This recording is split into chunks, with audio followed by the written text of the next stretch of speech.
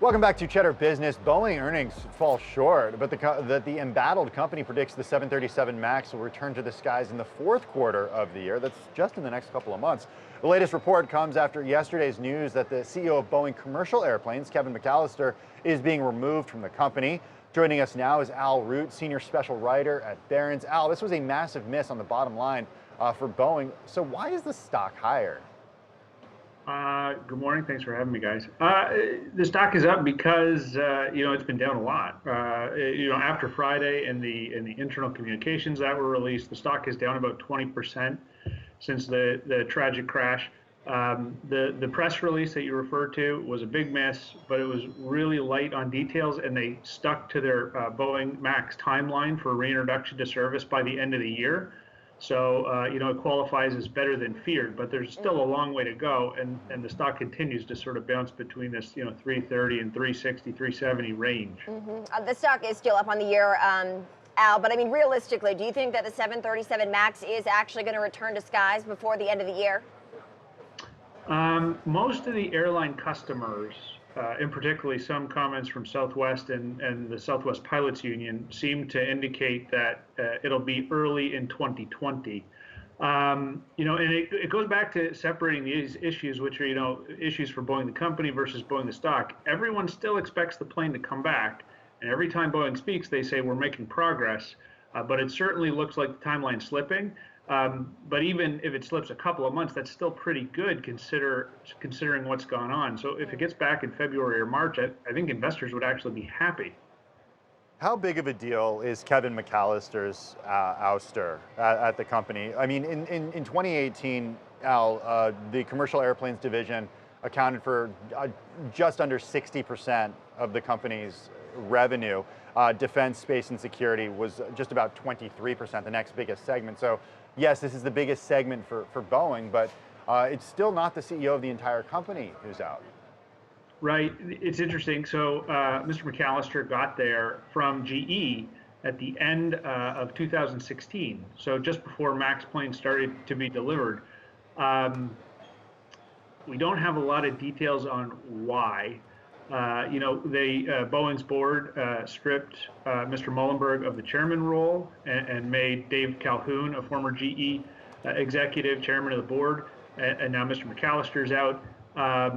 It feels to me a little reactionary, and it's clearly tied up in how the MAX has been handled, but he's only been there for a couple of years. Interesting. So Al, I do believe this is the second executive who oversaw or was involved with the 737 MAX that has actually left the company. A longtime veteran did leave just a month or two ago. Do you anticipate that more will leave because we are approaching the one-year anniversary of the devastating Lion Air crash?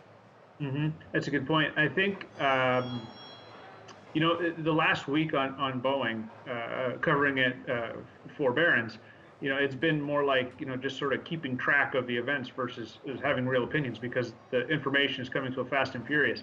Next week, Mr. Muhlenberg testifies before Congress, and the internal email communications will come up, the safety oversight will come up, the culture will come up. I think we'll know more about the future structure of Boeing management after the testimony, and it will be interesting to watch. And that comes up on October 30th, just 1 week away. Mr. Muhlenberg got the vote of confidence from Dave Calhoun when he took over as chairman of the board. I just don't know. What we can say is changes are coming to safety and oversight for the FAA and for Boeing, and how it all shakes out over the next few months is unclear, with the caveat that changes are coming. Al, I want to shift and talk 787, because there was an interesting tidbit in this morning's earnings report just about the headwinds the company faces in terms of trade. Boeing is the largest U.S. exporter, so of course it is affected by any trade issues that have come up over the last year. The company said that it's cutting the 787 production rate because of, quote, the current global trade environment. How do you think investors should be thinking about, or are thinking about, the trade war with regard to Boeing's other commercial aircraft that actually are being delivered right now? It's a good question. I think that actually is sort of code for the global economy is not doing well, and everyone blames. Oh goodness gracious! I have to move, or else It the bus happens. everyone blames trade for the slowing global economy. The U.S.-Chinese trade war, Boeing and aircraft parts have sort of been avoided in getting caught up in that because of the importance to Boeing and because China doesn't have sort of a domestic national aircraft champion.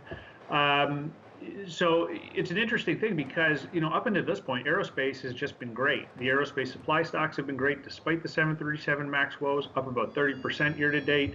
The 737 MAX problems, haven't sort of bled up and down the value chain, the aerospace value chain. This is actually one of those tiny tidbits where it's like, well, the economy actually impacts aerospace as well. So Boeing's cutting production of a very profitable large twin aisle jet. It's more of a watch item. The problem is it's like the fourth thing on the list today, so it's sort of gone unnoticed.